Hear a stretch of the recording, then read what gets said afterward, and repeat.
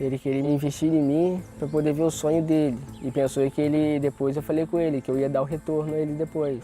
Só que esse retorno não veio. Só foi uma ilusão. O relato é de um jovem como tantos outros que depositam no futebol a chance de mudar de vida. Aos 21 anos, depois de muitas tentativas, finalmente Matheus achou que o sol brilharia para ele. Depois de passar numa peneira em São Paulo, o jogador recebeu um convite para jogar nos Estados Unidos, no time do Las Vegas United, do empresário Márcio Granada. Ele prometia muitas coisas. Você vai viajar tal dia, você vai viajar aquilo. E eu ficava em casa só esperando a boa vontade do Márcio, do futebol. Então aqui eu não trabalhava, não estava ajudando meu pai. Depois de assinar o contrato com o Las Vegas United, Matheus acreditou que era o mais novo reforço do time americano.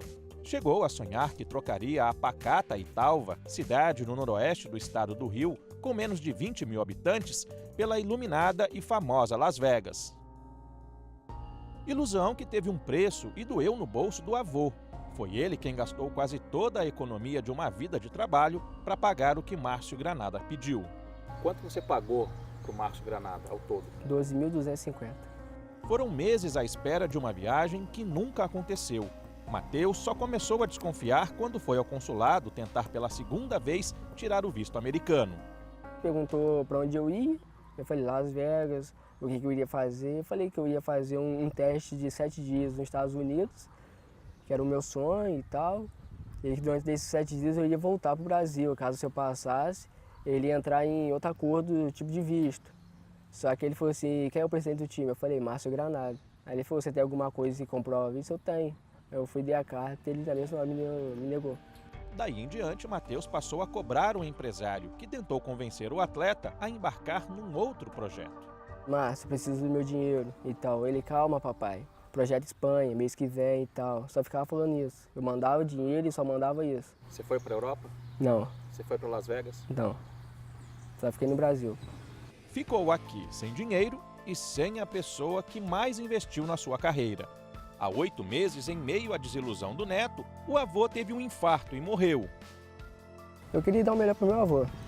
Só que não pude dar nada. Morreu triste.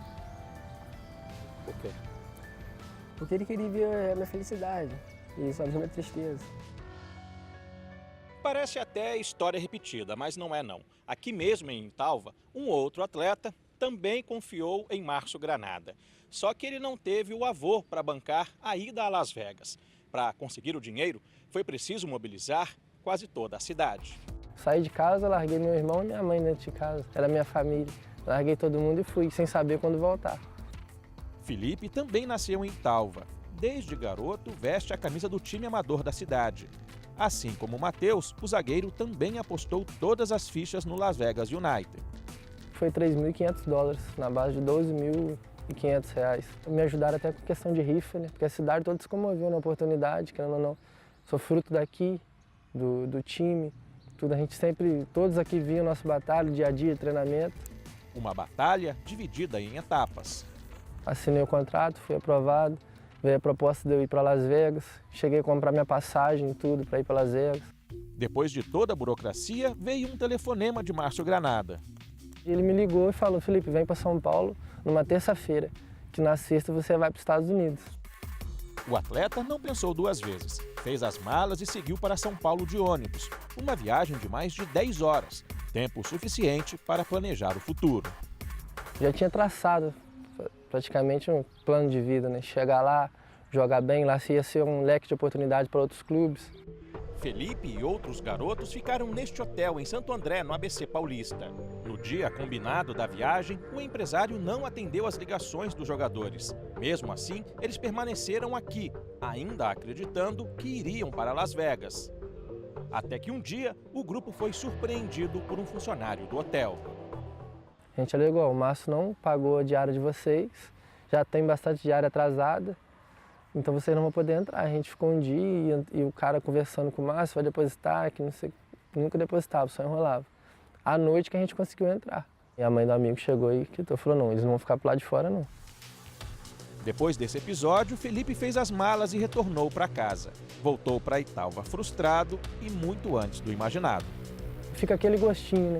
Quando a gente não consegue, porque a gente não foi capaz, é mais fácil da ficha cair, daquele choque de realidade.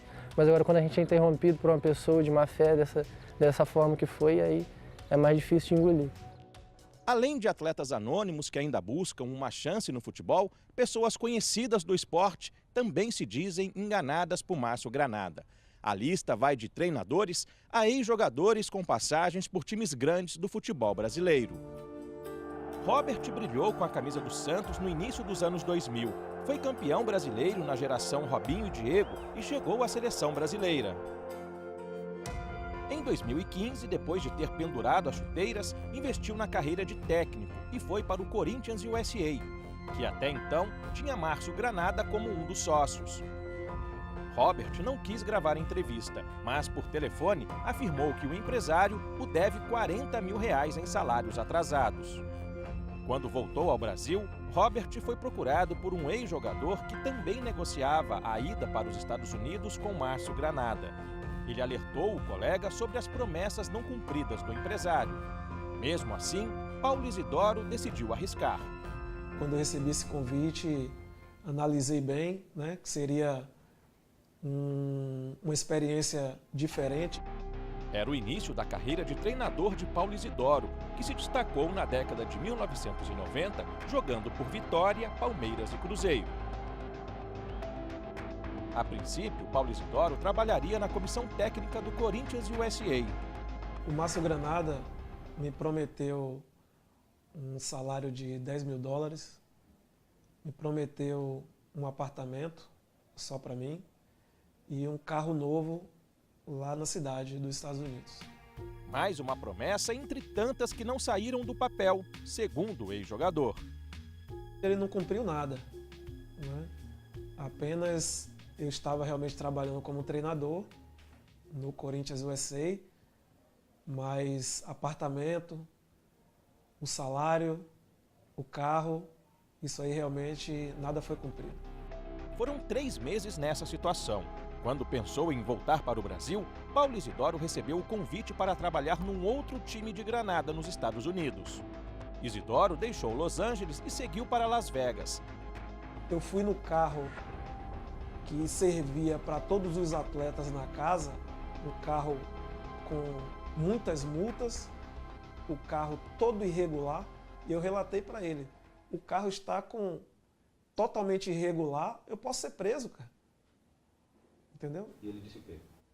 Ele falou, não acontece nada. Me arrisquei porque eu queria trabalhar e queria receber meu salário, meus salários que estavam atrasados. Chegando em Las Vegas, Paulo Isidoro foi morar no apartamento dos atletas, que já passavam por dificuldades. O que me chocou bastante é que faltava alimento, né? Coisas básicas como feijão, arroz, macarrão, e a gente se juntava para ir comer lanche. Era lanche no almoço, lanche no jantar. Naquele momento, o Las Vegas City já contava com mão de obra conhecida do futebol brasileiro.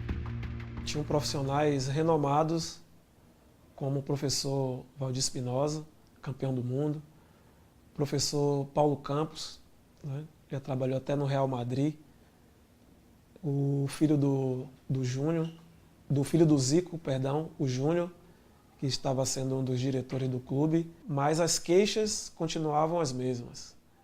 Falta de pagamento, falta de comprometimento e falta de verdade. Paulo Isidoro alega que continuou sem receber. Voltou para o Brasil frustrado e há 1 ano cobra o empresário Márcio Granada. Eu quero receber o meu dinheiro, porque eu trabalhei, né? Eu fiz o meu trabalho bem feito, né?